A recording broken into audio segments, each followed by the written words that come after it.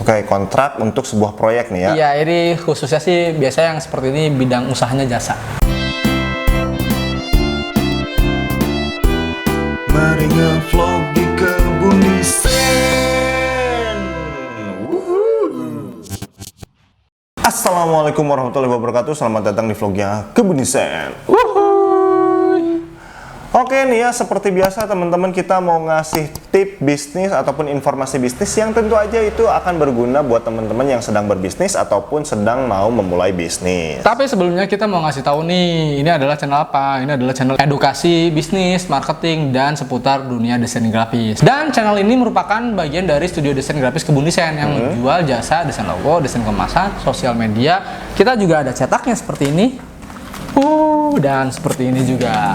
Nah, oh ya, kita Kebun Desain punya jasa pendaftaran atau legalitas merek dan NIB.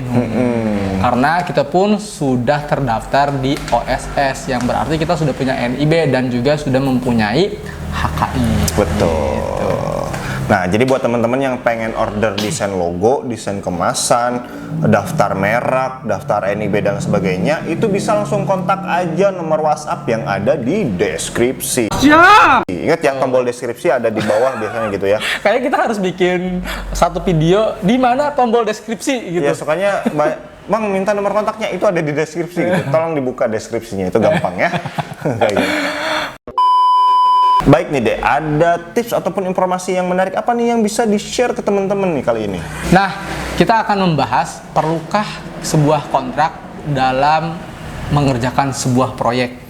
Oke, kontrak untuk sebuah proyek nih ya. Iya, ini khususnya sih biasanya yang seperti ini bidang usahanya jasa. Oke, jasa-jasa. Nah, jadi kan kadang kalian ya kerja di bidang jasa, misalnya mengerjakan desain arsitek atau misalnya seperti desain logo seperti itu. Karena tidak ada kontraknya, si klien bisa semena-mena ataupun si desainnya juga bisa semena-mena misalnya gitu. Jadi nggak ada kejelasan. Nah, untuk menghindari hal tersebut, kita perlu yang namanya kontrak kerja Ya, biar jelas ya aturannya kayak gimana sih, kayak gitu ya. Iya. Oke, ada beberapa poin yang harus kita perhatikan dalam pembuatan kontrak kerja. Yang pertama, yang harus ada di dalam kontrak kerja itu adalah lingkup kerjanya. Oke, lingkup kerjanya. Jadi yang punya usaha nih ya, yang menyodorkan kontrak kerja gitu ya. Iya, betul. Sebenarnya yang menyodorkan kontrak kerja itu yang jualnya. Tapi yang jual pun harus bikin kontrak kerja yang benar, jangan semena-mena ke klien. Yang tentu aja yang buat nyaman kliennya ya. Iya, betul. Yang sesuai dengan misalkan ini rule kerja kita kayak gini, tapi kita memberikan servis-servis yang melayani kebutuhan Anda. Nah, kayak gitu ya. Oke, kita contoh ambil studi kasus dari Kebun Desain. Nah, jadi gini, kalau misalnya kita yang pertama yang perlu diperhatikan adalah lingkup kerja. Di dalam kontrak kerja itu harus ada yang namanya lingkup kerja. Oke, lingkup kerja kita studio desain grafis Kebun Desain adalah membuat desain untuk keperluan bisnis. Iya, iya. Gitu ya. Jadi kalau misalnya kalian ordernya hanya desainnya saja, ya jangan tanyain cetaknya. Iya, benar. Kan itu ruang lingkup kerjanya gitu ya, ruang lingkup kontraknya itu pada wilayah pembuatan desain. Kalau kalian ordernya desain gitu. Tapi kalau misalnya kalian ordernya cetak, ya silakan tanya cetakannya gitu. Jadi kalian harus tahu juga, oh ordernya desain grafis. Oke, termnya itu kita bisa revisi sepuasnya. Sepuasnya itu boleh beberapa poin selama 3 hari gitu. Bukan dalam artian revisi itu membuat ulang. Iya. Kadang ada yang tidak mengerti ketika kita menjelaskan bisa revisi gitu, dia malah minta buat ulang gitu, dan ngotot tetap, oh harus dibuatin ulang nih, ini nggak sesuai dengan permintaan saya. Harusnya dilihat dulu pada saat kita membuat desain itu kita selalu memberikan yang namanya form. Iya. Jadi form itu adalah acuan untuk si desainer mengerjakan brief dari klien. Biar apa? Biar tidak melenceng hasil desainnya. Misalnya gini, saya pengen, ini anggaplah saya kliennya ya, saya pengen desainnya itu kepala kambing ya, untuk logonya gitu. Kita buatkan tuh kepala kambing karikaturnya. Set udah dikasih ke klien, kok nggak sesuai gini. Dia marah-marah lah. Saya mau ganti, saya nggak mau kepala kambing, saya pengennya kepala ayam. Itu revisi atau buat ulang? Nah, itu buat ulang ya teman-teman. Harusnya kalau revisi Mas tolong mata kambingnya agak sipit misalkan. Mas tolong muka kambingnya ada jenggot, kambingnya ada jenggot misalkan, gitu ya. Betul. Kayak kan. Nah, itu baru revisi. Jadi ada perbaikan-perbaikan yang yang nggak diganti, tadinya kepala kambing jadi kepala ayam gitu.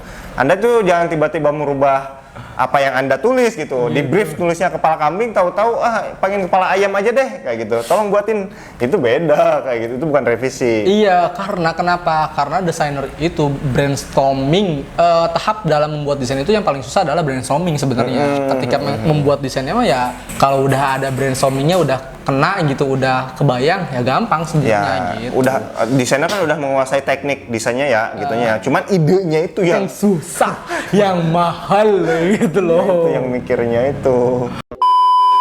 Nah, yang kedua adalah fee dan term pembayaran. Oke, kalau di Kebun Desain memang kita itu biayanya adalah 750.000 untuk desain logo ya. Dan termnya itu adalah bayar di depan. Iya. Kenapa bayar di depan? Karena kita sering ditipu oleh klien, bukan kita yang menipu klien gitu. Ya. Jelaskan tuh. Ya, kalau kita mah gini lah.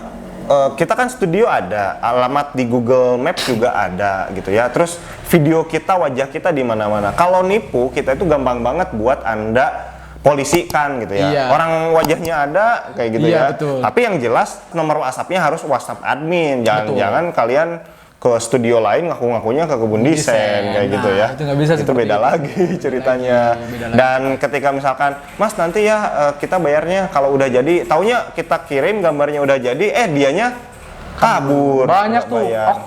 oknum klien yang seperti itu. Kita buat sebutnya oknum ya. Gitu. Ya di awal-awal tuh kayak gitu, akhirnya ya kita bikinnya bayar di awal ya. Iya, untuk termnya seperti itu. Makanya kita bikin kontrak kerjanya yang jelas. Seperti itu. Belajar dari pengalaman dulu lah ya. Iya. Kita ditipuin klien, akhirnya jangan bayarnya nanti, bayarnya di awal aja kayak gitu. Iya. Oke, yang perlu diperhatikan poin berikutnya adalah hak yang diberikan. Misalnya kalau dari sisi desainer, hak yang harus didapatkan dari si klien adalah klien harus memberikan form brief ke kita. Ya. Jangan sampai klien, udah Mas, terserah Mas aja, desainnya mau gimana pun. Ketika udah dibuatkan desainnya, Mas nggak sesuai gini-gini. Nah, kita mau menghindari hal-hal yang seperti itu. Terus juga hak si kliennya misalnya mendapatkan desain logo dari kita, terus mendapatkan filosofi logonya, mendapatkan mock-up-nya seperti itu. Nah, itu harus dituangkan di dalam kontrak. Biar apa? Biar tidak terjadi hal-hal yang tidak diinginkan. Misalnya seperti tadi, karena kita tidak buat brief, di dalam kontrak tidak dijelaskan harus si klien ngisi brief, jadi ya udah desainnya terserah kita dan akhirnya si klien bisa nuntut kan. Iya. Kok nggak sesuai di sini gini. Wah. Iya, gitu. Berabe.